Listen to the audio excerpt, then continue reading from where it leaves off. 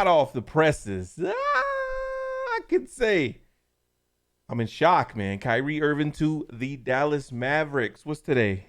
February 5th, right before the All-Star break, right before the trade deadline is supposed to go down on Thursday of next week. Kyrie Irving to the Mavericks. Is that perfect? Or is that Perfect. Is that Perfect. Or is that Perfect. Or is it bad? Come on. Let me first just say, Kyrie's time in Brooklyn is over. They're happy to see his ass go. 3.5 years. Supposed to be him and KD going for chips. That obviously never happened.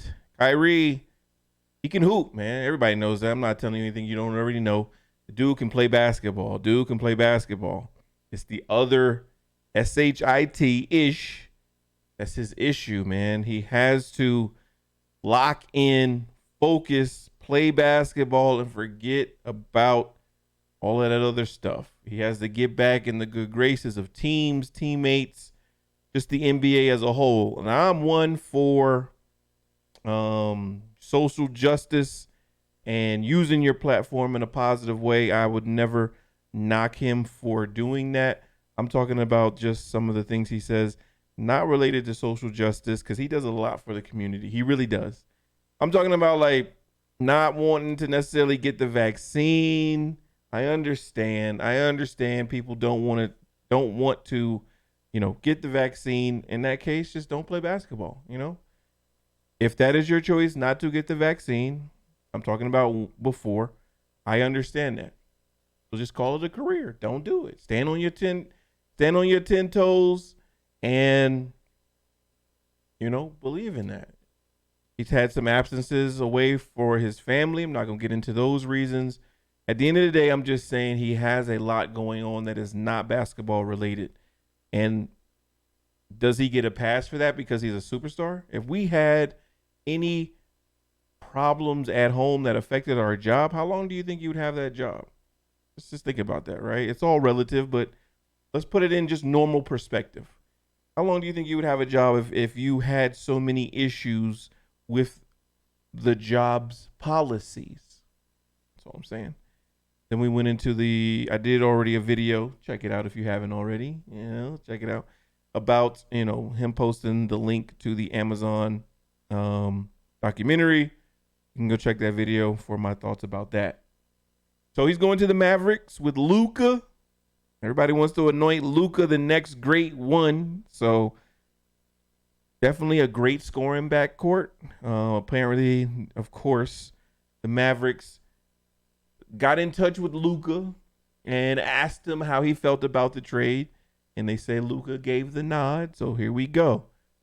Can Luka play off the ball a little bit more? He might not have to dribble as much.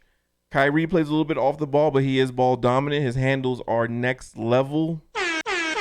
Second to none in the NBA. So maybe they run a different type lineup and let Luka play off the ball a little bit, since he's not a ball dominant guard, but he usually has a ball in his hands only because he is the man for the Mavericks.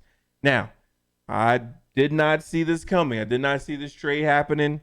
I was keeping up with it. I thought the Lakers were going to make a play. The Clippers had jumped in there late. Miami had some grumblings, but it wasn't really a thing. Most of the early predictions for a trade from the Mavericks had them giving up Doncic or Luka, which we all know is crazy. Like, the Mavericks are not going to part with Luka. He's going to be the next Dirk Nowitzki. He's going to be in Dallas for his entire career unless something like drastically happens and they have a fallout. I don't think Mark Cuban will let him leave, as he shouldn't let him leave. He'd be crazy too. But him and Luka, as far as Kyrie and Luka in the backcourt, should be a good duo. We'll see how they coexist. Again, as long as Kyrie just hoops, and keeps that other stuff at bay. There's a time and a place for it. You have an off season, you have after games, but when it's time to hoop, it's time to play. It's time to get paid. Time to get that money. The Clippers were players for a little bit because they need a point guard, even though John Wall and Reggie Jackson are there. I don't know. Maybe they didn't have the picks to do that. Or maybe they just feel like the Lakers were too much of an adversary there. Spencer Dinwiddie is going to, hold on, let me see. Spencer Dinwiddie, they're getting 2 picks or 1 pick. Let me read. So they're getting